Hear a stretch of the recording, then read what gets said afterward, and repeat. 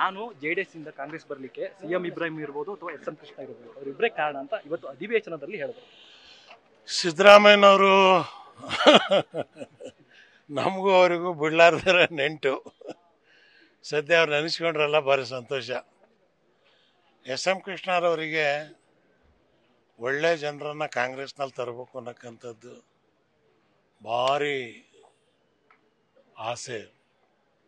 ಹಾಗಾಗಿ ಯಾರು ಕೂಡ ಒಬ್ಬ ಮುಖ್ಯಮಂತ್ರಿ ಆಗಿದ್ದಾನೋ ಇನ್ನೊಬ್ಬ ಲೀಡ್ರಿಗೆ ಬರೋಕ್ಕೆ ಬಿಡಲ್ಲ. ಯಾವತ್ತು ಸೌತಿ ಥರ ನೋಡ್ತಾರೆ. ಆದರೆ ವಿಶಾಲವಾದಂಥ ಹೃದಯ ಎಸ್.ಎಂ. ಕೃಷ್ಣವ್ರದ್ದು. 96ರಿಂದ 2002ವರೆಗೆ ನಾನು ಅವರು ರಾಜ್ಯಸಭೆಯಲ್ಲಿ ಜೊತೆಯಲ್ಲೇ ಇದ್ವಿ. ಅವರು ಮುಖ್ಯಮಂತ್ರಿಯಾಗಿ ಕೆಲಸ ಮಾಡಿದ್ದು, ವಿದೇಶಾಂಗ ಸಚಿವರಾಗಿ ಕೆಲಸ ಮಾಡಿದ್ದು, ರಾಜ್ಯಪಾಲರಾಗಿ ಕೆಲಸ ಮಾಡಿದ್ದು ಎಲ್ಲವನ್ನೂ ಅನುಭವಿಸಿದ್ದಾರೆ.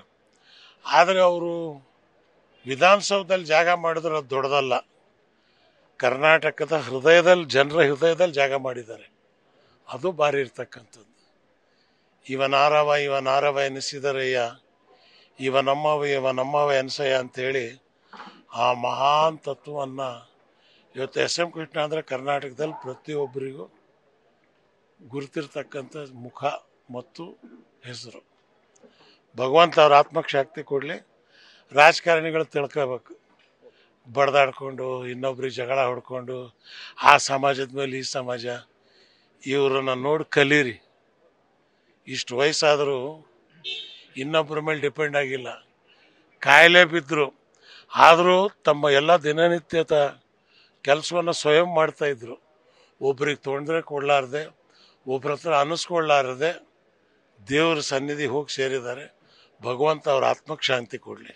ಸರ್, ಸಿಎಂ ಇಬ್ರಾಹಿಂ ಅವರ ಜೊತೆಗೆ ವೈಯಕ್ತಿಕವಾಗಿ ಒಡನಾಟ ಯಾವತ್ತಾರು ಕರೆದ್ಬಿಟ್ಟು ನಾವು ಹೀಗೆ ರಾಜಕೀಯ ಮಾಡೋಣ ಅಥವಾ ಹೀಗೆ ಬನ್ನಿ ಅನ್ನೋದು ಏನಾದರೂ ವೈಯಕ್ತಿಕವಾಗಿ ಹೇಳಿ ಚರ್ಚೆ ಆಗಿದೆ?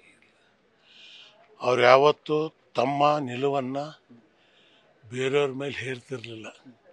ಇಷ್ಟು ಮಾತ್ರ ನಾನು ಕೇರಳಕ್ಕೆ ಹೋಗಿ 2002ರಲ್ಲಿ ಕಾಣ ಪಾರ್ಲಿಮೆಂಟಿಗೆ ನಿಂತಾಗ ಇಬ್ರಾಹಿಂ ಸಾಹೇಬ್ರೆ ನೀವು ಇಲ್ಲೇ ನಿಲ್ಬೇಕಾಗಿತ್ತು, ಅಲ್ಲಿ ಹೋಗಬಾರ್ದಾಗಿತ್ತು, ನೀವು ಕರ್ನಾಟಕದ ಒಂದು ಸೊತ್ತು ಅಂಥೇಳಿ ನಾನು ಬೆನ್ನು ತಟ್ಟಿದಂಥವ್ರು. ಉತ್ತಮವಾದಂಥ ಮನುಷ್ಯ. ಹೇಳೋದಕ್ಕೆ ತುಂಬ ಇದೆ. ಪುಸ್ತಕ ಬರೀತಾ ಇದ್ದೀನಿ, ಆ ಚರಿತ್ರೆಯಲ್ಲಿ ಬರುತ್ತೆ. ಈ ರಾಜ್ಕುಮಾರ್ ಅವರ ಅಪಹರಣ ಇರ್ಬೋದು, ಜೊತೆಗೆ ಕಾವೇರಿಯ ಹೋರಾಟ, ಇವ್ರ ಕೊಡುಗೆ ಎಷ್ಟರ ಮಟ್ಟಿಗಿದೆ ಅನ್ಸುತ್ತೆ? 100%. ಇವರು ಯಾವ ರೀತಿ ನಿಭಾಯಿಸಿದ್ರು,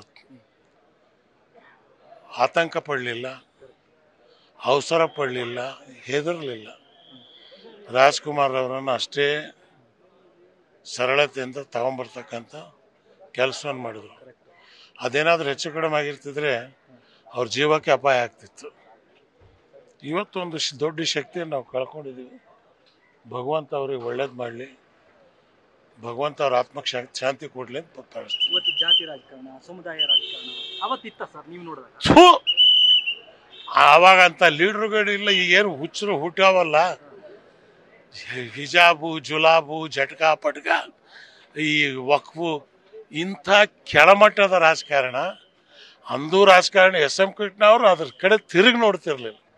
ನೋಡಿ, ಅವ್ರು BJPಯಲ್ಲಿದ್ದರು. ಎಂದಾದರೂ ಒಂದು ದಿವಸ ಈ BJPಯವ್ರಿಗೂ ಹೇಳಿದಂಥ ಒಂದು ಮಾತು ಇವ್ರು ಹೇಳಿದ ಸರಿ ಅಂತ ಎಲ್ಲಾದರೂ ಹೇಳಿದಾರೆ ಅವರು? ನೋ.